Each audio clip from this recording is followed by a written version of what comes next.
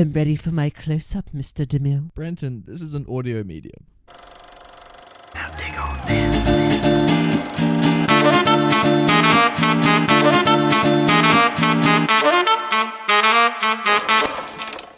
Welcome, one and all. Whoa! Classic movie Step banter. right up. You know that podcast where me, that podcaster Brenton, and that other podcaster Nathan, Hello. we talk about films that are 20 years or older. 20 years! And we tell you guys whether they're still worth watching today or not. Like, if you were to shoot it 3 times in the back and then throw it into your swimming pool. Oh no, Brenton. Sounds like the plot. Sounds like the result of our main and protagonist. It's okay, I'm Nathan. stumbling on my first Find words. your words. Find God your words. damn it. It's okay. Sunset Take a moment. Boulevard, what have you done to me? I'm trying to be funny and you just can't do it. It sounds like the ultimate fate of our main character, Brenton. No, it does, because today we are talking about Sunset Boulevard, released in 1950 and directed by our good friend Billy Wilder. Brenton, we're literally on Sunset Boulevard. We're stranded. We got to get a hitchhike. Gosh, my thumb's been up for hours. Guys, what a fun time. Oh. It is finally time to do another Billy Wilder film. It's like, out of all the apps, we've arrived at Sunset Boulevard. Like, What a time. we've literally arrived. Like, what a you know what? I actually did some research on Sunset Boulevard before this episode, like the actual road itself. Wow, you actually did some work. Yeah, I know. What a twist. That's the true twist of this movie. Yeah, it's like, it looks like pretty, mundane. There's nothing that special about it. But you know what? If I went to LA, I would be that idiot who say, let's go to a street sign. I want to get the photo with it. Nathan, do you reckon Sunset Boulevard looks the same as it did 70 years ago when this film was made? I mean, knowing California road maintenance, probably. Nathan, because it's been 70 years since this film released, which is why Yeah. we're talking about this fucker. I know, it's great. And you know what? We weren't going to talk about this movie for a while, but Billy Wilder has not let us down yet, fuck it. There's one major film left of his to talk about. Sunset Boulevard. Here we are, episode 116. What better time to talk about it, in the cold season of August? What better time? Nathan, do you have a question for me, my friend? I do. And you know what, Brenton? I'm so excited because in this movie, there is an actual movie pitch.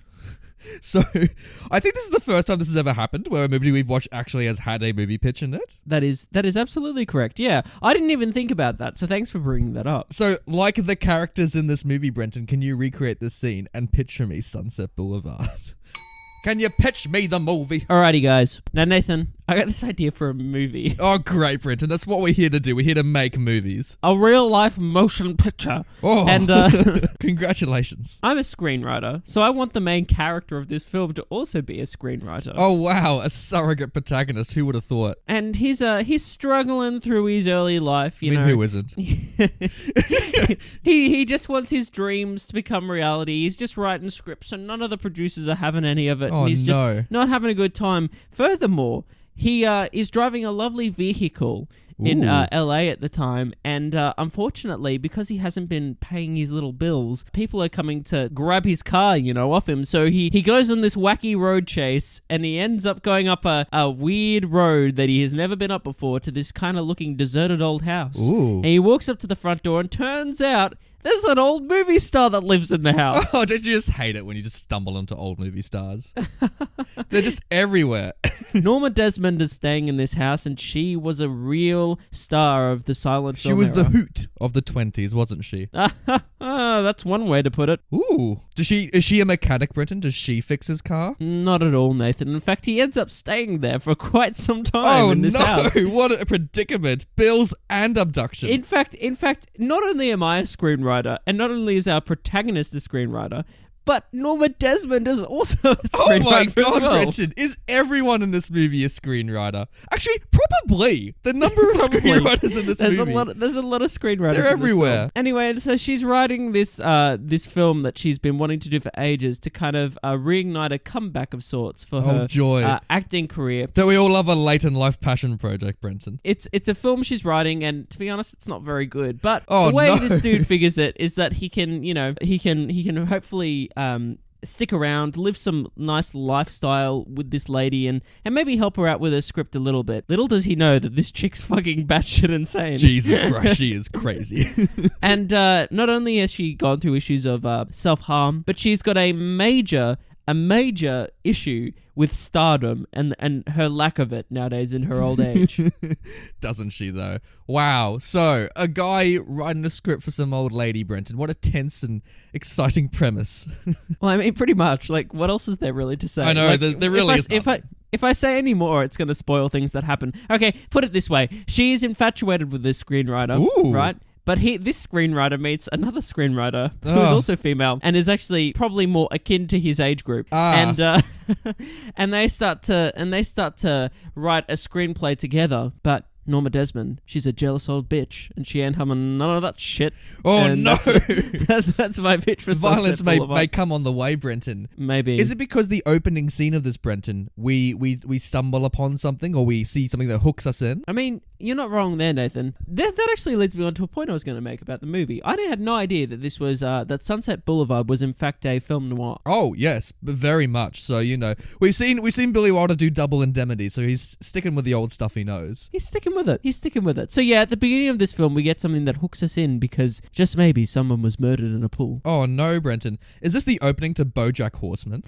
I haven't seen that show, so I don't understand that reference. Listeners who do, you hear me, you feel me. All right, I'm a film producer in the 50s, and Brenton, I'm wanting to give you this money. Yeah. Just with one little caveat: when we cast this, can we make this as true to life as physically possible? As physically possible? What do you mean? Do you mean real cars? Jesus Christ, Brenton.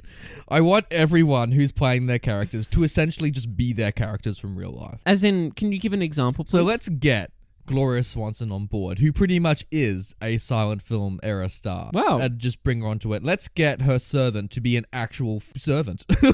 An actual butler. Well, I mean, I got nothing else going for me, so I guess I'll go along with it. Sounds good. Great. Here's some money. In fact, I do have the budget, Brenton. Hold your bloody horses. Here you go. Here's $1.75 million in 1950. Jesus, I'm a fucking rich producer. There you go. Here's all that money in cash. Here's a suitcase worth of it. And go on, Brenton. Make me a box office hit. They'll probably generate exactly $5 million in box office receipts. Okay, that sounds great. Thanks, Nathan. You're a great film producer. Jeez. I won't let you down, buddy. I'm handing out money left, right, centre. What am I doing? It's 1950. Brenton, what a pitch. Well done. Here we are, buddy. in the non-spoilers of Sunset Boulevard. What a segment.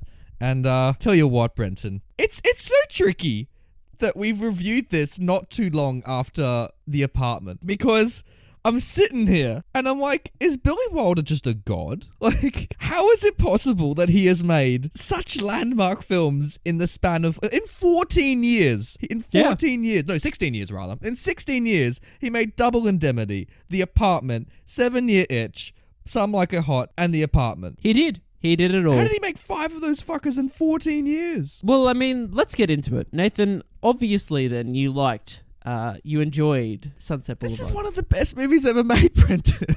Are you okay, Nathan? You don't seem too all right. Because you're literally rubbing your forehead like with your palm and like getting all sweaty and just wondering what's going on. Are you okay? I'm not used to this much beauty, Brenton. Like, frankly, I'd have to agree with you. I think that this is a fantastic film.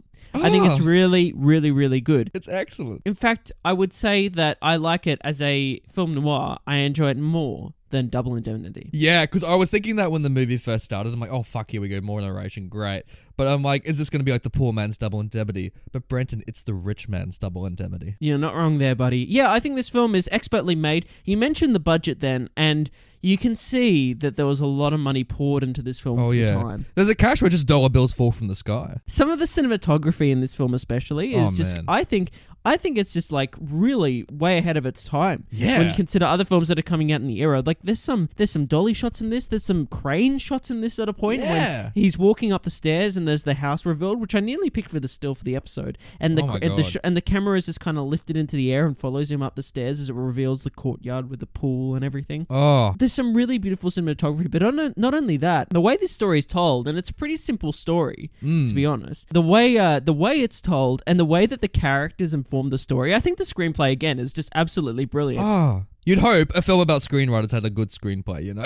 But some of the reveals in this movie about like characters' backstories and how they relate to other characters are just expertly handled and really add to your understanding of like even the minor characters in this movie and adds depth to them and adds interest. Like I think this film gets better as it goes on. It does. Because when I started, I was like, oh fuck, like are we just gonna go down this cliche path again? Like, you know, like this Dracula-esque story of a man stumbling upon the castle and like, you know, being trapped and all that kind of stuff. But it's so fucking intelligent. And you know what? Because of the subject matter about a silent film star kind of making it in like the talking world, my mind immediately drew parallels to Singing in the Rain. Yeah. Because that's like probably the last film we've seen with dealing with the subject matter. And it's great because Singing in the Rain, well, it has a lot of dramatic moments, and I think it also attacks that from a really intelligent standpoint. I think this movie gives that subject matter the dramatic depth that subject requires. Sure. Like, yeah, this is the dramatic interpretation of that, and Singing in the Rain is more the comedic interpretation. They're like, oh, like this sucks, but at least we can tap dance, you know? So like... Yeah, and also like they kind of work it out, you know, like Don Lockwood is certainly not He's Norma not Desmond in this movie. You know what I mean? Like he finds the transition point, you know what I mean? Which a lot of these stars didn't, you know? This is the story of like Lena Lamont in her 60s, you know what I mean? Jeez. Like, this is a sad story. Like, and it's funny because I wasn't that depressed watching it, but in hindsight, when you look back during it, it's so fucking depressing. Like, jeez, because these are... I know, right? I mean, you can't feel that sad because these silent film stars are all like, you know, they're all in their $1 million mansions, you know, just living lavish lives still. So, you know, they're going okay, you know, they're not exactly begging, but there's still a deep depression like ingrained in this character of you know, Norma Desmond. Absolutely. And geez, Brandon, Norma Desmond. I mean, Gloria Swanson. What a tour de force. Look, I think all the performances in this are really interesting, and it kind of is getting at the point that you tried to make in my pitch, which is that each one of these characters are like it's such meta casting because it's so weird. Like, and so Norma Desmond is here. Like, this character is just like, it's kind of perfect, but it's not at the same time. It's a performance that's really weird and wacky and just kind of outlandish and bizarre, but it works because it's like she's still in a silent film. It's so bizarre. Yeah, dude. It's like she's genius with her acting decisions because she's so melodramatic. It's like every time she talks, it's as if she's in front of a camera, even though literally she's in front of a camera. But she always has like these like dramatic poses and like her face is so elevated. And I just don't think she has a grip on reality. You know, it's like it almost feels like Chris Nolan directed this. It's like you can see that she is so not present. She's just like, she's just still trapped in this film world. And it's fascinating to see because the main guy, like, by the way, William Holden, returning from Bridge on the River Kwai. He's back, Brenton. He certainly is. He's back. And he was in Network as well. This fucker chooses good projects. Yeah, mate, he's been in a few good films, some of which we have reviewed. Check those out. Yeah, check out. Yeah, 2 early films. We're now back with Will. Yeah, man. Yeah. And he's kind of like a straight man in all of this, but like he also kind of gets trapped into this kind of crazy world that she's built for herself. Yeah. It's very interesting. Did you empathize with the protagonist throughout this story? Well, I did to a certain extent because I think his character is similar to what the apartment's kind of getting at. You know what I mean? Like someone that is just so lost, that is just like so kind of pathetic in a way, that has nothing going for them, that they'll just take like anything at that point. And like they won't really stand up for themselves in the situation. We'll just kind of go along with it something because they've got nothing better going for them. You know what I mean? Yeah. He's in a lot of shit. So it's like, oh, this will get me out of it. But then we kind of, I don't want to spoil his character arc. Yeah, but the point is that like that's not that kind of is a logical decision to a certain extent. I don't know if it's the right moral decision, but like logically it kind of makes sense. He's like, I'll lay low here, I'll try and get some funds together and I'll try and get my life back on track. But then that's not what happens. He just kind of starts to take his foot off the pedal to a certain degree and just go, well, I guess this is it. You know what I mean? Like, yeah, he goes in the opposite direction. Whereas like where Norma Desmond's trying to get into the talkie pictures, he's kind of retreating back into the silent. Yeah. And you kind of see them go in reverse directions, and the tension and the, you know, drama that goes between those two, I think, is where the film finds its most interesting stuff. I really love how you see him toy with coming back into that world with like with Archie's girlfriend. Yeah. And like because this film has 2 major screenwriters with him and her, insofar as that you see this woman who's kind of worked her way up and she's trying to produce this script, and he's kind of drawing back from that world and she's trying to bring him back in. And I really love their scenes together, especially out of everything. Really? I thought they that was a great relationship as well. Yeah. I loved her. She reminded me a little bit of Jen Lawrence, if you can see the parallels. Yeah, I can see that. I think there's echoes of Jen in there, but she's excellent. They're all excellent, Brenton. Everyone's excellent in this film. Yeah, it's interesting as a storyline because I was thinking like of what it reminds me of, and you're not wrong with the Singing in the Rain parallel, but the other parallel I made was actually with Tennessee Williams' play Sweet Bird of Youth, which I think came out 10 years later, which is for the listeners who don't know it, what's the pitch? So the pitch for Sweet Bird of the Youth is that it's basically the story of a gigolo again, exactly. a young gigolo who is basically the escort for a old movie star as well, and basically she's basically trying to make a comeback as well, and he's kind of there trying to like fix his like good name and like fix his name like in the town that he's from, and it's like their relationship like basically and how that kind of evolves over time, that she's constantly trying to like reach the heights of her career again like in her old age, and he's trying to like find his way in life, I guess, and like try and get in good graces with the girl he loves in like who really loves in town. So it's very similar. It's like such a similar storyline. Who did it first? When did Tennessee write that? Well, he wrote it, I think it was like in 1960 or 1959 or something like that. Tennessee Williams, you dog.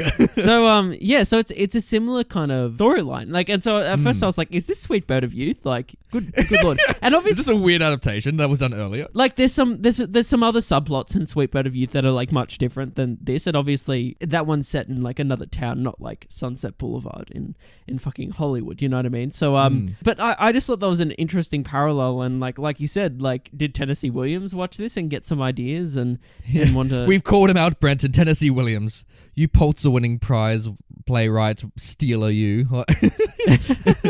It's a great play. It's worth a read or worth a watch if you ever get the chance to see that. That's for our other podcast, Brenton. Classic play banter. That was a little pun, by the way, because the main character's called Chance Wayne. Aha. Get it? Oh, what a good time. We tell jokes on this podcast. We're here to talk about Sunset Boulevard. We are. You know what I also love about this movie, Brenton? And this is kind of like an escalation of opinion for me.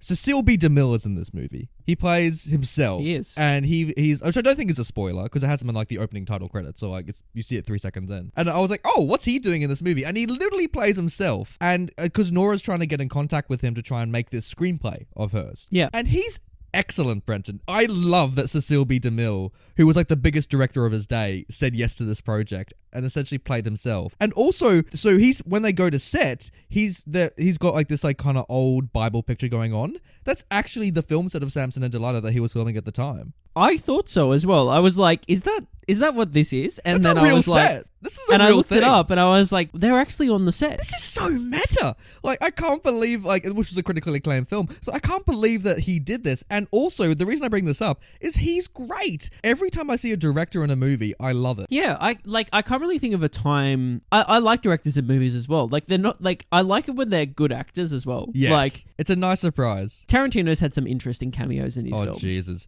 I mean, we all know his worst cameo, don't we? Django Unchained. Thank you. Well done. Thanks, mate. It's so terrible. His Australian accent and that is absolutely hilarious. Gee, I love it. I love that it exists, but Jesus, is it terrible. Oh. It's so... What does he say to him? Like, when, like, bloody Jamie Foxx is trying to get out, he's like... No, it's not Jamie Foxx, it's the other ones. They're like, open the cage, and he's like, nah. No, he's like, he's got the dynamite, and he's like, oh, I got some dynamite for ya. It's so stupid, but he ends up blowing up himself. I know, it's great. Like Jamie Foxx like shoots the dynamite and he blows up. It's a great moment. It's a Django Unchained. What a time. What a great time. Bloody love that movie. You know, actually, I love that movie, but I don't love it as much as when it first came out. Really? You reckon that it hasn't aged well for me. Like, Ooh. I don't, because it came out and I was like, man, this is like one of Tarantino's best. And now I'm just kind of like, it's nowhere near as good as like Inglourious Bastards. It's true. Inglourious is still his best film, isn't it? Yeah, I'd say so. It's not even as good as like Pulp Fiction, I think. I think it's like all right. Well, I haven't seen it since it probably came out, so I can't really, give the 2 cents on that. I watched it a couple years back and I was like, yeah.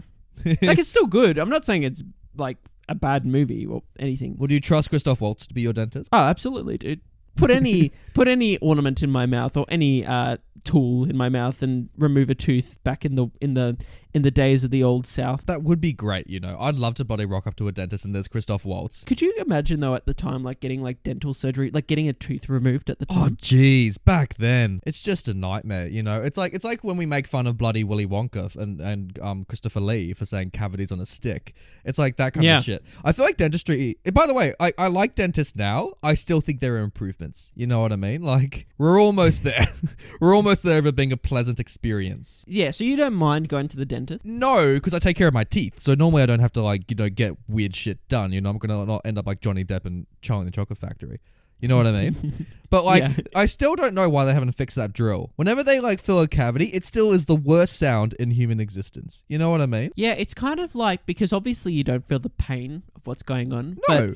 But it's like any local aesthetic. What happens is basically because of the sound of that drill, your mind starts to infer, your brain plays tricks on you. So your mind starts to infer like the sound of that is like ear splitting, right? Yeah. And then you start to like imagine like a sort of like 'cause you sensitive can't see like shit pain. that's going on. It's not a real pain, but it's like a feeling of discomfort. It's kind of like pain, but it's like your brain's making it up.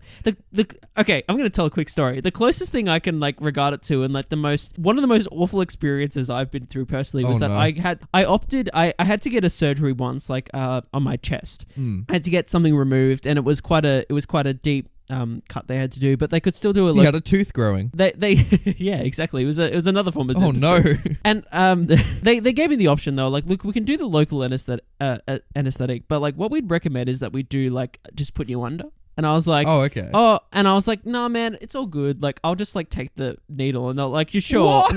And I was like, yeah, man, it's fine. Like, you know, save my parents some dollars. Like, it'll be fine. Like, who cares? And mum was like, Gretchen, we don't give a shit. Like, just go under if you want. And I was like, nah. And I was like, and plus the other way, I'm gonna be out for like the whole day, and it's gonna suck. And I was like, nah, fuck that. Like, I just want to. And I'd never been under as well. That was the other thing. I'd never been on like gas or whatever to like. Oh, okay. Were you suspicious of the process? Like, they ain't gonna knock me out. So I was like, I don't really want to do that. Like, I'll just get a needle. I've done that before with dentistry. Like, it'll be fine. Oh, jeez. Nathan, it's not fine. I went into this thing. They put like the sheet over your face and whatnot, and like so basically the only part on your body is like that shows is like where they're actually doing the surgery, like as they would in like any surgery. So like they're just kind of like, oh yeah, man, we're just gonna give you an injection now, and I'm like, oh yeah, cool. And I just had to lie there for like an hour as they operated on me, and like you don't feel the pain, but it's like with the drill, you still feel like everything that's going on. Like you can feel like the knife cutting you open. And Preston, like, I don't want this at all.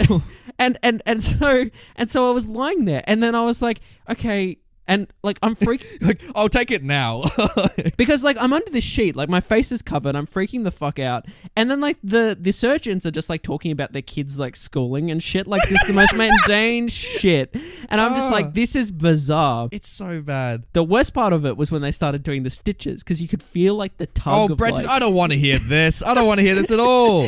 And so, like, yeah, I started inferring what the pain was that I was feeling, and it fucking hurt. Like, it really fucking hurt. Like, after like the first half an hour, I was like, this is painful because. And it's not real pain. I know it's not real pain. No, it's because you can't see shit as well. You just only have the other senses that are aiding you. That's why I feel like dentistry can improve, because your only frame of reference if you want to see anything is like the reflection in the goggles for the dentist. And normally it's the most repugnant view of your mouth being stretched open. And I'm like, I don't want to see. Also, fuck you, dentist, for having the same stupid picture above, like, you know, they have like a TV above the chair or something like that. And it's the most generic like wallpaper slideshow. It's like, yeah, dude, like, what are you doing? Have like a Mickey Mouse cartoon or something. The dentist I went to had like it was like always this one slide that was there. It was like the plains of Africa. Oh, fuck off, plains of Africa. And it was like a lake kind of thing. And there was like, I remember there was like flamingos or something around or whatever. And I was just like, it was weird. Oh. It was weird. I just remember this one still, and it sticks out in memory. And it was like an African plain, and then it would go to the flamingo shot. And then there was another shot. It's just boring and generic, and it doesn't distract you at all. Like, what's the point of it if it's not distracting you? What was the film they'd put on sometimes? They'd be like, oh, do you want to watch a movie, like, as a kid? And you'd be like, sure. But, like, the thing is as well, you can't even enjoy the film you're watching because you've got these weird, like, X-ray, you know, Cyclops vision goggles on, you know what I mean? And you're just, like, kind of watching it, and you're like, well, like, it's like going to the movies, right? You go to a cinema, there's low lighting, and it's like just putting a pair of sunglasses on in the cinema and trying to watch the movie. Yeah, it's just like, well, you're having a fucking operation on your mouth. It's like, I don't want this shit. It's like, find a way to mute the jewels, get some better wallpapers in your office, and stop having conversations about your children around me. It's like, give some reassuring words. Put on some tunes. You never hear music in the bloody thing. Like, I would actually rather they don't put music on because I know what I'm like when music comes on. I start to like jerk around and like, you know, hell. like I start to get the dance moves on, you know what I mean? So if a surgeon's there like operating on your mouth, what if they're doing a root canal? oh my God. Strap Brenton down and then put on some tunes. And like Take On Me starts coming on and they're like, take on me. And they're like fucking jerking around with the tools in your mouth. And then like suddenly like your gums are sliced open for no reason, Nathan. Think of what could go wrong. What does this podcast become, Brenton? You're fond of me lobster, ain't you? Nathan, Sunset Boulevard's a great film, but I give it 2 thumbs up. I give it 2 thumbs up too, Brenton, as well. Like, honestly, like, it's incredible. It's amazing. I think it's one of the best movies ever made. I think it's relevant today. Okay, here we go, because we sung the praises of The Apartment. This is the last thing I want to say in this section of the show. Okay. For me, it's a really good movie, but I wouldn't say, oh man, that's like one of my favorites I've reviewed on the show personally. I would say that it's really good. It's one of the best movies we've reviewed on the show, but it's not like... It's still in that caliber of one of the best. You know, it's up there with like the networks and all that. No, but it's not quite there because it's not like one of my personal favorites. You know what I mean? Okay. I guess that comes down to taste, doesn't it? Yeah, I guess like I'd watch this again and enjoy it, but I'm not going to watch it like every year like I would It's a Wonderful Life or Network. But Brenton, I've already sent out the calendar invites. Fuck you. Oh, no. So yeah, I would say that in terms of Billy Wilder's filmography we've reviewed, it goes, The Apartment's still number 1. This isn't you want to second rank shit now? Let's rank Billy Wilder. All right, here we go. So I'd say The Apartment's my number 1 that we've done. I would say that this comes in second. Yep. Followed by 7 Year Itch. Yep. And then Double Indemnity. I agree with that ranking. Oh, I actually, you know what? I think I still stick with that. I'm really debating whether I like this more than Apartment. Seriously, it's like that close for me. Oh wow, yeah, like, okay. I think Apartment's still better, just slightly. Maybe because it was like my first love compared to this. You know, I've just left the apartment. I'm just seeing this movie, so I'm still fresh. But also, I've seen Some Like a Hot. Yeah, exactly. Yeah. And I fucking love Some Like a Hot. It's also my first Billy Wilder film, so like I would say, is this better than Some Like a Hot? Oh god, it's tough because Some Like a Hot's bloody brilliant, and it's also a comedy. They're doing different things. I think this is slightly better than Some Like a Hot, only because it has that dramatic heft that Some doesn't really take. Also, Some doesn't really say that much. So like, yeah, I think Some Like a Hot would be third in that ranking. Yeah, look, it's all personal taste because I can see why this would be over The Apartment as well. You know what I mean? Like, this is probably my favorite noir film I've ever seen. Probably my favorite film about Hollywood as well, I have to say. Ooh, that's tough. Better than La La Land. Oh, yeah, well, yeah, obviously. I think it's better than Tarantino's Hollywood, even though you bloody love that. Yeah, I love that too, but yeah, probably is. Is it better than Singing in the Rain? Yeah, I don't know. That's the one. Have you seen the musical version of this? No. No, No. God, no. But it's not very good, is it, apparently? Oh, I have no idea. I've never heard any of the songs. I always judge a musical that I don't know based on like the amount of good songs that come out of it, which in this case is far and few. Maybe there is songs from Sunset Boulevard. Because I had a look at the song roster before this, and I didn't recognize any tunes. But you know, you're a musical man, Brenton. You're bloody tapping your feet in a dentist office, so you tell me. This is the part of the show where Brenton looks shit up on Google. So, music by Andrew Lloyd Webber. What the fuck? I didn't know that. All right. After success with Cats, he did this. Oh god, this guy, dude. So it opened in 1993. God, it's had a lot of productions worldwide as well. All right, let's have a look at the song list. Oh my god. Whoa, what the fuck? Okay, sorry. There's a lot of information coming at me right now. All right, musical numbers. Okay, the first song of the show is called Let's Have Lunch. Jesus Christ, Brenton. Are there any bangers? I don't want an entire track list. Are there any bangers is the question. Well, there's nothing here I recognize yet. So I think it's very telling of the musical then. As If We Never Said Goodbye. I recognize that one. That's the only one. That's Norma's song as well, so that must be like the big showstopper. Oh, there we go. Yeah, look, Barbra Streisand performed it. Okay. Yeah, that must be the one, but like, you know, there's nothing here that's like getting my musical juices flowing, you know what I mean? Oh no. Do you know what I mean? I don't know. I do know what you mean, frankly. I've sat next to you during a musical. We both saw West Side together. Nathan, let's spoil the shit out of this movie. You spoiled it. What? The movie. Oh. That's like plenty we can talk about here. In the non-spoilers, you avoided mentioning that he gets shot at the start. Like, is that a big spoiler? Because it's literally the opening, like, minute to the movie. I don't give a shit about spoilers. Yeah, I know that, obviously. But, like, did you call the second you saw that floating body that he was going to be the narrator? It's like, oh, we're going to see him. Because the film never announces it. Not necessarily, but I don't know if I was, like, caring enough at that point to put 2 and 2 together. Like, you know what I mean? Like, I was just like... Oh, you're just bloody going along for the ride. Again, like, I'm weird when I watch movies. I don't see a guy getting shot and, like, that's all shrouded in darkness, this shadowy figure, and like, who could that be? And I think about it the whole movie. I'm like, oh yeah, we'll find out. It's like a Scooby-Doo scene. Who could that be? Pulls off face mask. Old man Yeller. It was you all along. Yeah, so this movie kind of had me from the start, though, in saying that. As soon as, like, we established that dead body in the pool, I was like, oh, yeah, cool. But when we start going through Hollywood as well, and we start seeing, like, you know, his original pitch in the producer's office. Oh, my goodness. Him, like, we start off in his apartment, I want to say, like, and we have that, like, shot from outside. Like, all the exterior shots in this movie are really good. Like, just They're establishing amazing. the world and what's going on. So I love really... that Paramount distributed this film and it's all set in Paramount Studios. I know, dude. Like, it's just great. Dude, all the scenes on the lot are just so much fun. Like, I love all that shit. Like, the scenes that we have between him and the girlfriend when they go have their little late night. Yeah, that's what I do when I have a romantic affair, you know, just write a screenplay. That's why I bloody ramp up sex tension. You know what though? In saying that, I ship them a lot.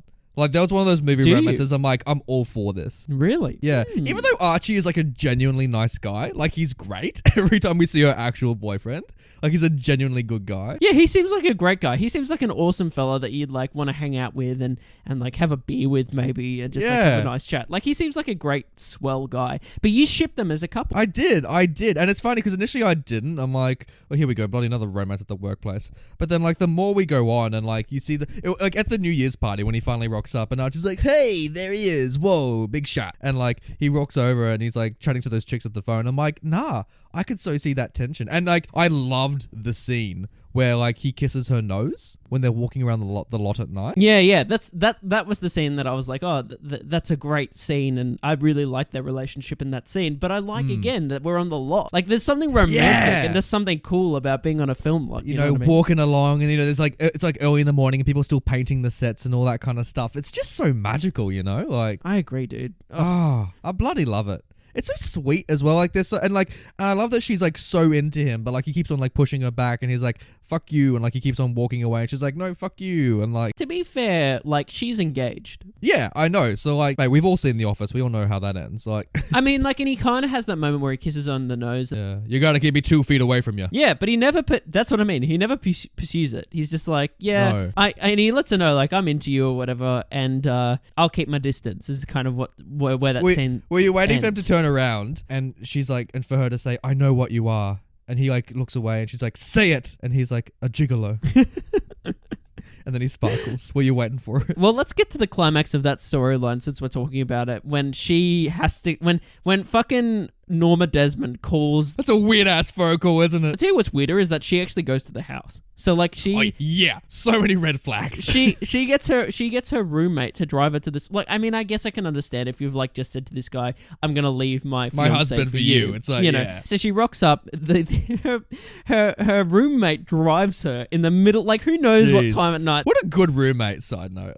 Drives her in the middle of the night to this fucking creepy ass mansion in the middle of nowhere, and then he acts like a total ass basically, and is just like, "Yep, I'm a fucking gigolo. This is the house." Like, how I really like this scene though when he's just basically like walks around this house and he's like, "Yeah, how fuck." He finally admits what he's become. He's like, "Yeah, look at all this shit. Like, look at everything here." And then she's like, "All right, cool. Well, let's escape. Get your shit. Let's get the fuck out of here, bro." And he's like, "Nah, man." Yeah. And it's such a moment. It's probably my favorite moment in the movie when he's just like, "No, I'm gonna stay. I'm good." Yeah, and it's so weird as well because he says to her, "No, get out. I'm gonna stay here." But then like she's like, "Oh, okay, fine, I'll leave." But then he does it anyway. Yeah, no, it's like he has like instant regret. He's like, "Oh fuck, what have I done? I need to grow the fuck up and get It's like, out you of here." idiot. And so like he does. Like I imagine in that moment he's driving to her place, like to like apologize and be like, "Look, I'm a dickhead. Like I've left. Here's all my shit. Like, yeah, take me back." Which we know isn't going to happen because we know how this movie starts. Yeah, and I think that's what would happen, and that's the tragedy of the movie is that he has that moment where he like of weakness where he resorts back to his old ways and he's like, "Nah, like I'm gonna stay in this fucking house," and then he's like, morally he makes the right choice and gets the fuck out, and unfortunately. Norma's insane and shoots him in the back. Norma's genuinely insane. And I love it as well because when she reveals that she's bought the gun, I mean, it was like, ooh, like, we know what's going to happen with that. Did you actually make that noise when you were watching the movie? I mean, you know, I don't want to give the listeners that soundbite again, but yes, I may have made that sound, Renton. Oh, damn. Yeah, you know what I mean? Like, it's great. Like, I love, you know, I really love the decline of Nora because she kind of has still some tiny grip in reality at the start of this movie. Oh, yeah, for sure. Yeah, for sure. she is batshit insane. by the ending of this movie. Like, she is genuinely cuckoo. Yeah, for sure. But to be fair to her, it's not like she's had much social interaction, it seems like, over the past. However, who knows how long she's like lived with her and Max in that house. You know what I love though? When you're saying social interaction though, I love that when she plays poker with her mates for like a very short scene, all those other poker players are real life silent film stars of the 20s. That was Buster Keaton. Yeah, I recognized him. I'm like, Buster Keaton's in this movie. I was like, I saw his face and I was like, Buster? And he was like, Brenton? And then we had a real moment. And then you kissed. Who would have thought? Like, oh, it was great. I bloody love that scene as well. Oh, you know what I love about her as well? She's gambling. I love that she's got that ring that holds the cigarette that she's got. Oh my god, it's like a piece of wire, dude.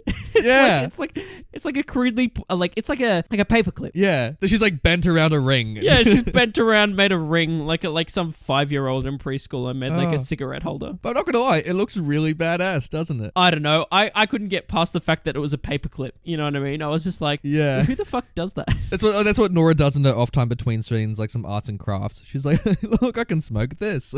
But you know what? Like, I understand why she does go batshit crazy, because it's a huge twist in this film that I didn't see coming, which was the reality behind her butler. Yeah, I love that. I love that, dude. Like, it's one of my favorite moments in the movie. Like, there's a few moments, right? Because you first find out, the first big moment of his is that you find out that the letters. Yeah. I was like, Jesus, all right. This is not healthy. He reveals in the space of that scene that, like, there's no locks on any of the doors. Like, because she's, like, attempted suicide multiple times. And he just kind of shrugs it off. He's like, oh, okay. Yeah. Like, and then the other thing is just like, oh, and BT Dubs, like, I write her all the fan letters. Yeah. It's also weird that he would disclose her that, considering he's been doing it for years. Like, that he would disclose this information to the new guy. Well, I think that, this is the thing. Anyone in that household, because it's only been those two in the household, remember? Up until that point. And anyone coming in from the outside would instantly work out what was going on. Like, it's not hard to work out. Yeah, you would know. Like, yeah. And so, like, he's, like, disclosing the information, and I think because he kind of has to kind of get him in on it. You know what I mean? And so, at that point in time, like, I think that it's a real moment for Max to be like, you know, I really hope this guy goes along with it. And he does. It is weird, the whole film, that, what's his fucking name? Will Holden. It is weird that Will Holden is, like, going along with it for the whole movie. Like, I don't know why. I mean, obviously he's in financial trouble. Like, I get that. I don't know why he just didn't leave, especially when he was actually feeling secure. Again, this makes sense. Like, to me, there's people like this dude that will, like, get it, that they'll get into, it's like an addiction almost. It's like you get into a place where you get secure, you have things going for you, you know, and then suddenly it's like it's a lot easier to just stay in this kind of hellhole.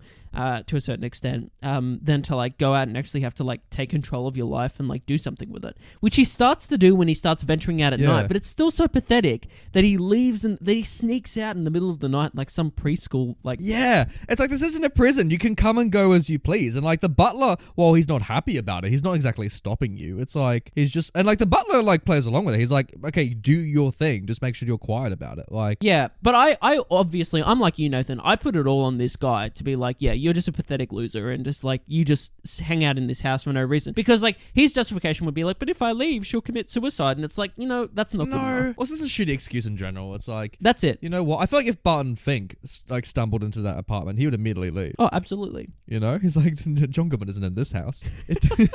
I don't know, man.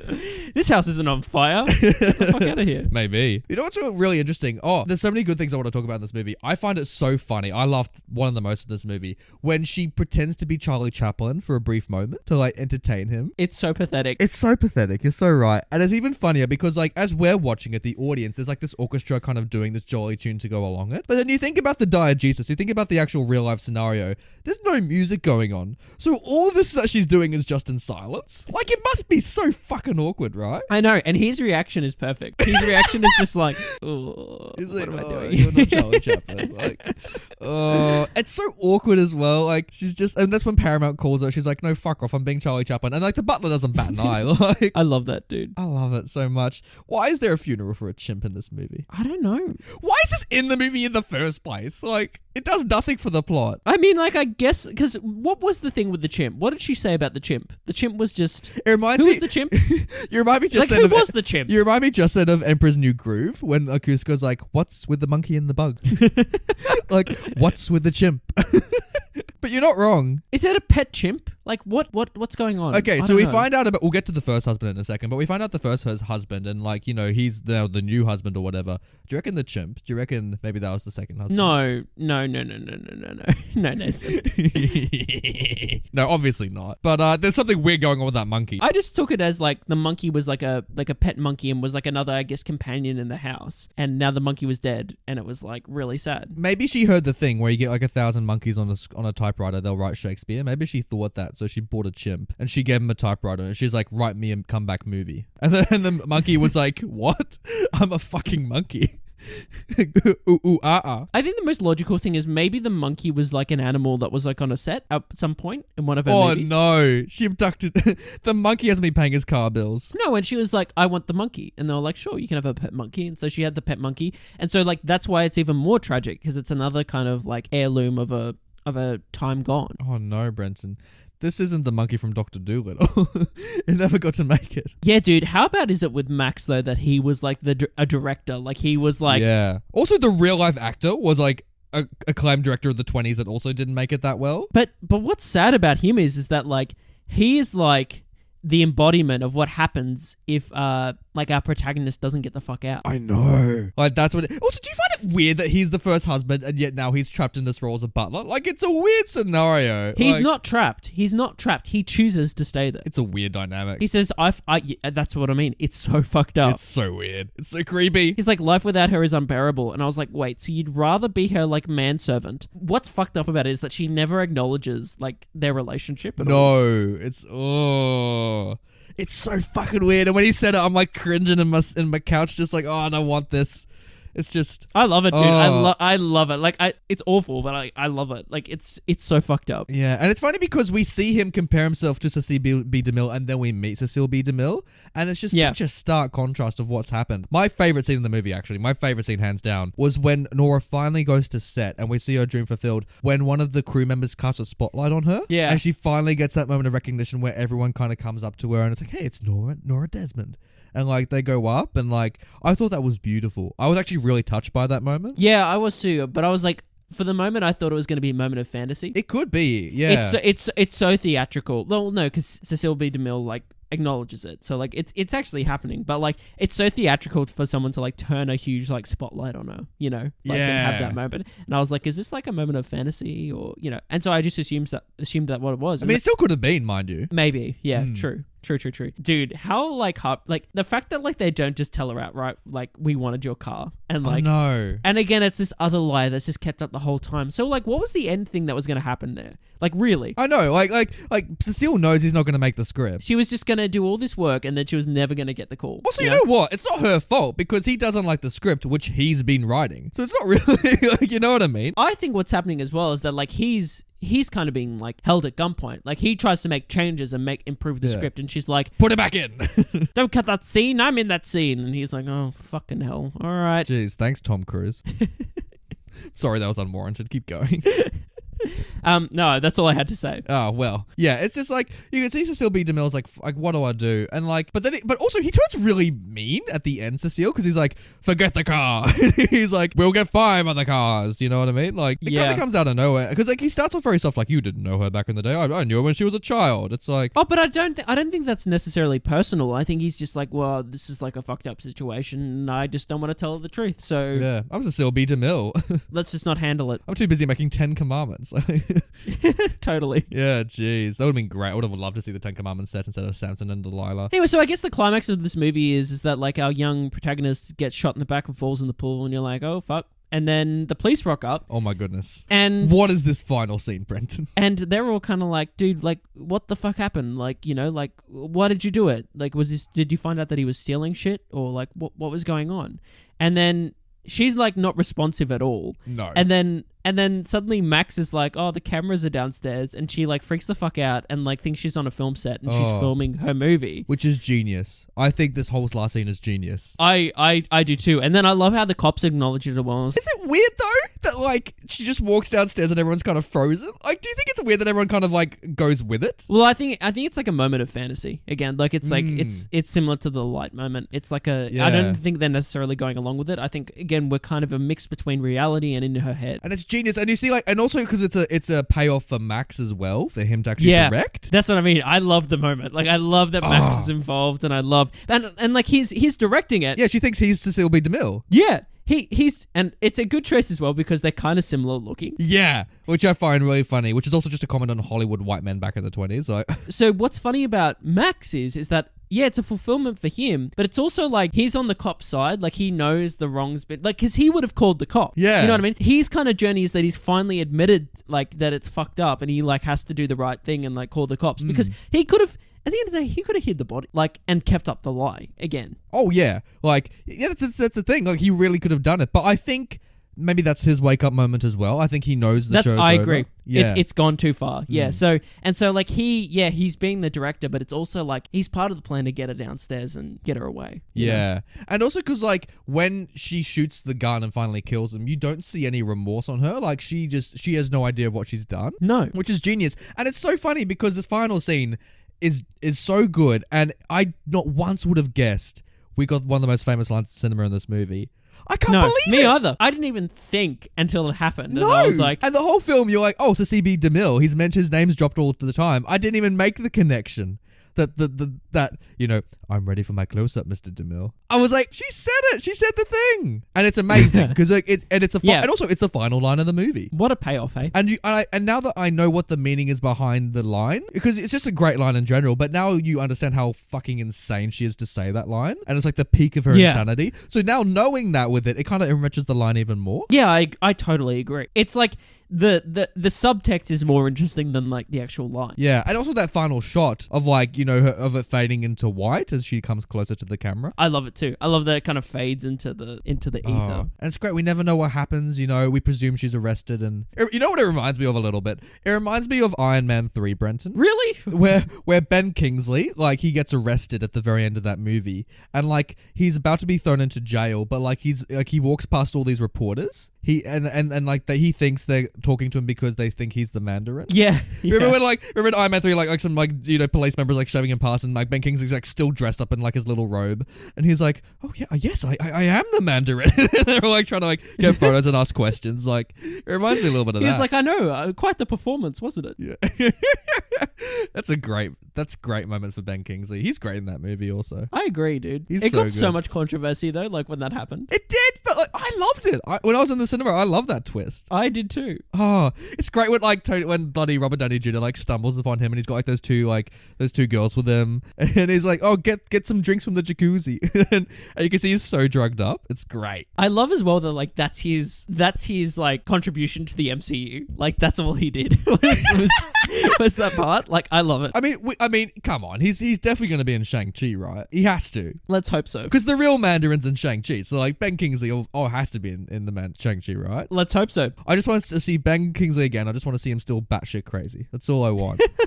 just you know. Cool, Kevin. Let's make it happen. Oh, him just falling asleep and like Robert Downey Jr. just kicking him in the foot. He's like, whoa, I'm back. Nathan. Should we get into some special segments? Yeah, I suppose. Special segment. Ooh, so special. Okay, I got a dilemma for you, Brenton. I got a real catch-22 dilemma for you. Is this movie worth the remake? No, it's not. It's not worth remaking it. It's good as it is. Just leave it alone. But here's the thing. I think you could do something really interesting with this premise and modernize it. Like, you know, with the rise of Insta-famous people and YouTube stars, you know what? I reckon give it like 10 years. When like, I don't know, VR takes off or something like that, and like the Insta or the YouTube craze kind of dies down a little bit, I would love to see like a famous YouTube star now in like their 40s kind of go through a similar-esque story. Oh my God, like the PewDiePie story. You know what? Yeah! You know what I mean? Because it's not that uncommon. Sure. I think there could be something interesting Yeah, done. Like, I think you're onto something, dude. even now, like there were plenty of YouTube stars from like the mid 2000s who no longer do that. Like that you could kind of toe back in and tell this kind of story. Yeah. You know what I mean? Yeah, Like absolutely. they're trying to get viral again, and someone and a video maker gets roped in. What's interesting about that too is that like YouTube and Instagram stars, like it's not like there's an authority stopping you from putting your content out there. You know, so you could have some really interesting moments where like things are just kind of released into the ether as like they're going through these insane moments, but like the public can see it as well. Yeah. Yeah, exactly. Like, I think there's something really delicious you could do there that's also quite relevant. Yeah, totally. Dude, you're onto something there. I think you're genuinely onto something. Mate, I should bloody get abducted and write a screenplay. Why not? Abduct me. Let's go. Oh, you put on the bag. That was a meta reference as well, guys, because Nathan did actually abduct me, and I've been in here stuck doing hundreds of episodes. Call someone, please. Get me out. Please don't. Like, I need the ad revenue from this podcast. So also on the same kind of vein, if we were to cast for this future remake, okay, say this was done just like a plain straight up remake, I would love to see bloody Glenn Close reprise the role from Broadway in this. Okay, yeah, because that was the thing when I was looking up the musical before. I saw Glenn Close's name, and I was like, what? But you think about it, it's perfect, isn't it? Oh, it makes sense. Yeah, makes perfect sense. Like the castings, Perfect sense. Oh, that's something we didn't talk about before as well. This film bloody lost at the Oscars. No one got anything. I know. I was flabbergasted because of bloody All Really? About Eve. You piece of shit, taking Oscars from my sweetheart. Well, maybe we should review that film Yeah, and see how it holds up. we should. Yeah, if this bloody film All About Eve was better than bloody Sunset Boulevard, I'm gonna have words of All About Eve. I'm gonna see if it holds up. We're fast forwarding let's in see. Brenton because I think that movie's on our list somewhere. So we're gonna push it up. Yeah, sounds good. I'm down for that. Let's compare and contrast. Oh, there we go. High school essays all the way. Brenton, did these characters learn the true meaning of Christmas? No. Well, I mean, I guess. No, I guess the main guy did because he did because he made a bad choice. The ref made a bad call, and he went, "Oh no, I made a bad call," and he decided to get the fuck out. So it's like, all right, he's growing up. He's going to try and get out of there and get his life back on track. And then next minute, he died. He did die. So I guess he did, but no one else did. Oh no, and Max maybe, because Max kind of called the cops at the end. I mean, he did. I mean, that's true. Also, a lot of cops for a homicide. You know what I mean? Like, I guess most of them are probably reporters. Like, Well, I mean, like, I guess like it got called in. Maybe like this is my assumption. It got called in, and the cops were like, "Norma Desmond murdered someone? Fuck, man, let's all go." Like, this. yeah. Also, let's immediately tell every journalist before we've even investigated the crime scene. Like, just drag I know, them right? along. I know, Oh, which yeah. is ridiculous. Hey, Like, man, word gets around in Hollywood. That's all I'm gonna say. Oh, there we go. No one learned the meaning of Christmas in that suburb. And Brenton, I want to bring in a new special segment because I'm all about new Ooh. things. Ooh. And I think this has great potential for future episodes as well. Brenton, which character was the most crazy in this movie? Oh, that's a hard one. Oh, well, no, actually, no, it's not. We all know who the craziest was in this film. The chimp. No, it was Norma Desmond. She was the most crazy. But I mean, she's quite literally clinically insane. But I would argue that, like, Will Holden is also crazy to an extent. Yeah, no, for sure. There's lots of crazy people in this film. Max is fucking crazy in this movie. Yeah, Max is, you could argue he's probably more insane because he's feeding this scenario. He's building the illusion. I agree. You could probably argue that. They're probably the two most insane. But yeah, I think the protagonist, for sure, is crazy to a certain extent as well. I wonder if she gets away with it as well. Because if she is proper batshit insane, like, isn't it like when you murder someone, if you declare insanity, like, you get put into hospital rather than prison or something like that? Well, yes, that is true. You can be seen as clinically insane and be put away. Oh, isn't that the premise of One Flew Over the Cuckoo's Nest? Or something like that, maybe. Maybe we should review that film as well and find out. That would be amazing. Could you imagine if, like, bloody Norma Desmond got transferred to the same ward as Jack Nicholson? Just like Jack rocks up and he, like, meets everyone, like the chief and all that. What a crossover. Oh my god, now there's the crossover we all want. One Flew Over the Cuckoo's Nest. But, like, she rocks up and she's, like, pulling all of her poses and Jack's like, I just want to get out of here, man. And Nurse Ratchet's like, oh my god, it's Norma Desmond. Nathan, what stills this movie? Ooh, it's blinding. So, what stills this movie is a segment on the show where Nathan or myself pick a single frame from the film we are reviewing that is either poignant, that is good looking, or it's just plain funny. And Like we put it on Brenton. our social pages. Yeah. And we put it on our social pages, link below.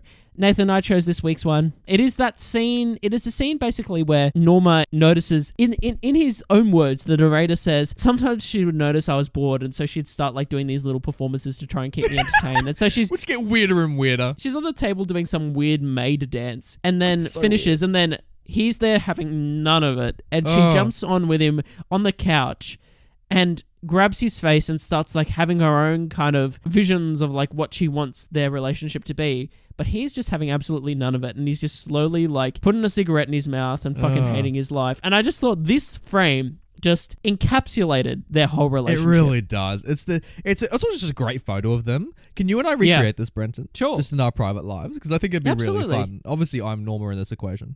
I was gonna ask which one's which. Yeah, for sure, dude. Just because I love Let's that do it. head bow she's got going on. Like, it's a fun time. Like, yeah. I'm about to say this would be perfect for like coronavirus isolation. You know what I mean? Because it's all about isolation. Yeah. It's like, Yeah, Nathan. Like sitting at home, I'm just like, man, where was this when I couldn't go outdoors? Well, Nathan, when you write your future screenplay, as we were discussing before, maybe you said it in 2020. Yeah, maybe that's it, Brenton. That's what we'll do. A YouTube star that's struck by the virus. Hey. Hey. Let's look at this film's poster. Brenton. Yes. Let's look at this film's poster. But is it art? Now, Brenton. Oh boy. Nathan, what a poster. This is a chef's kiss poster. Look at this shit. Look at this one. Oh, it's perfect. Links below, listeners. This is phenomenal. This is practically perfect. This is one of the best posters. I can't flaw this poster. This is one of the rare posters I would genuinely hang in my room, like that we do on this show. Yeah, I'd agree. Like, there's nothing I could improve about this. It's great. Like, I love how we use the film reel with the title. I like how the tagline is a Hollywood story, which is perfect. I love the images chosen of the actors and like the way they've like basically Norma Desmond is silhouetted in the red with the red lipstick. It's such a she's got an striking insane- red, and she's looking down to like the two lovers who are gripping each other like romantically. Like, she looks vicious in this movie, like genuinely batshit insane. Yeah, it's great, dude. It's so perfect. Yeah, I got nothing really else to say. No. Just what a poster. I kind of wish La La Land had the same poster.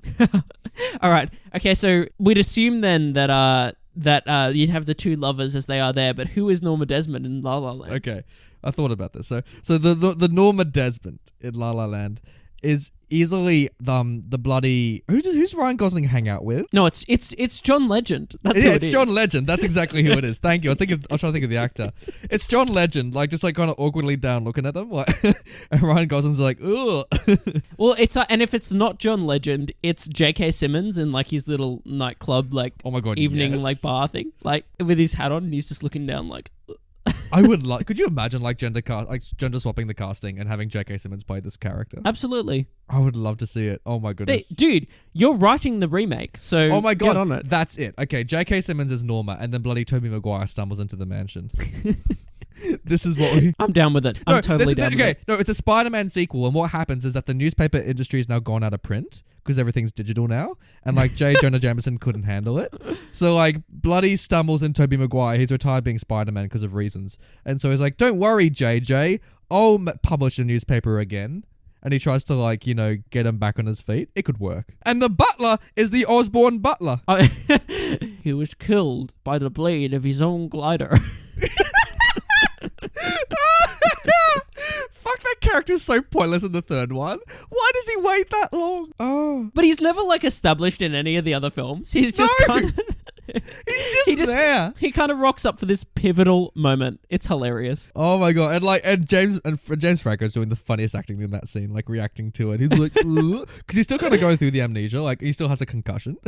He's just receiving this.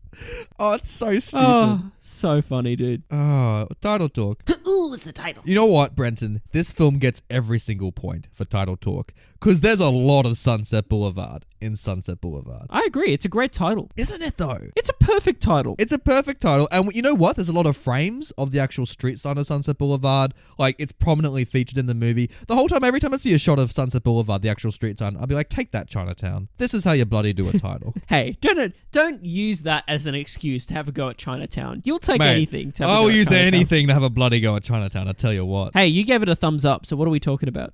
Did I? I can't remember anything anymore, Brenton. I'm losing my mind in this mansion. Well, let's get on to the power to the people then. Pass it here. What? The power to the people. All right, guys. So Sunset Boulevard has a critical consensus of 98% with a audience score of 95%. Very high. Very high. Rightfully as well. And yeah, I guess like I said before, it made heaps of money, cost like nearly $2 million to make, made 5. Like, well done, everyone. Well done, Sunset Boulevard. Round of applause. Well done, Manny Farber from The Nation, who liked this movie, Brenton. And she wrote an uncompromising study of American... No, he wrote, hang on a second. Oh, wait, he this wrote, is a look man. at the image. I should have guessed that because he has the word man in his name. I'm an idiot. An uncompromising study of American decadence, displaying a sad, worn, methodical beauty few films have had since the late 20s. Oh yeah, that's a pretty decent review, eh? I love reading these eloquent reviews, Brenton, because it really reminds me of how shit we are. Exactly. I was thinking the same thing. Oh, What do we do, Nathan? I don't know. Jeffrey M. Anderson from Combustible Celluloid. That's an awesome, Why didn't we call the podcast title talk for that? That's great. Amazing. Well done, Jeffrey. Yeah, we really should have. That's a great name. Oh. And he says, arguably Wilder's best film. Hey, we already had that argument, and it was up there. Oh, Apartment. Fuck, I love The Apartment. God, I love all his movies. He makes good movies, doesn't he? Fucking Billy Wilder. I mean, we've Fucking only done great. his 5 best films. I'm sure he's made shit as well, but like, the 5 films are pretty good. They're pretty damn good. Like Andy S., who gave it 4 stars and wrote, I wish this movie was shot in colour. Oh, fuck off, NDS. Not everything needs to be in colour. No, it's dramatically better not being in colour. I'd probably like it less, actually. Yeah, me too. Oh, who knows? Who knows? But like, this was made to be shot in black and white, so just go along with it, dude. It's a good movie. You know, it is what it is. Guys, not everything has to be colourful. Like Gerald M. What did he give it? Gerard M. gave it 4.5 stars and said, they don't make them like they used to. I mean, to that extent. What do you think he's talking about? I think he's talking about the actual murder, frankly. Like, I mean, I get that. Like, I feel like the modern noir. You see, like Sin City and that kind of shit. Like, I don't know. Do I want a modern noir? I mean, you do kind of get it. It's just not like a black and white film. Like, they make noir films these days. They do. Would you want to see something like this made again? Like, because I feel like it's already been said. I don't know if noir would really like take off nowadays. You know what I mean? No, I could see. You know what? I could see VR noir taking off. Like, you put on a little headset and you're walking around and you're bloody in it. Everything's black and white. Nathan, you just set my mind a running. Like, Kiss My Asthma, Jesus Christ. who says La La Land equals fantasy Hollywood. Sunset Boulevard equals the real Hollywood. Is this the real Hollywood? I don't know. I don't think so. It's so funny. When this film came out, I read a couple things from the premiere, and like all these silent film stars were invited to the premiere. And apparently at the end of it, they all like stormed out and they confronted Wilder and they're like, we're not all this batshit crazy. That's hilarious. Like, he got shit when this movie came out. Like, there was like a lot of negativity to it. Like, from people from that era. Really? Yeah. Oh. Yeah. Exactly. They're not all bad, you know? Like, Until Tomorrow 9, who wrote on YouTube, Swanson had real balls and brilliance to take this on. Which, like, you gotta imagine being pitched this role. Yeah. Like, and you know what this character is, people are gonna associate you with this character. Like props to bloody Gloria Swanson for doing this. Richard Desjean says, one of the greatest endings in all of movie history. Period. Whoa! Where did that come from? Tell you what, though, this probably is one of the best movie endings, I think. I feel like we could certainly do a top 7 seasonal 7s on best movie endings. I think that's an option. I think that definitely that'd be warrants something it. that would be fun to do. I think that's really fun. Yeah, for sure. Like, I mean, definitely Rosebud's up there with Bloody Citizen Kane. I mean, we have to spoil every movie that we'd mention on the list. Yeah, for sure. But like, I think there's something fun in that as well. And I think you and I would have vastly different ones. Yeah, absolutely. I mean, who knows? Maybe Chinatown would be in my list, Nathan. Oh my God, fuck off, China. You put that in that list, I'll kick it back out. I don't know how, but I'll do it.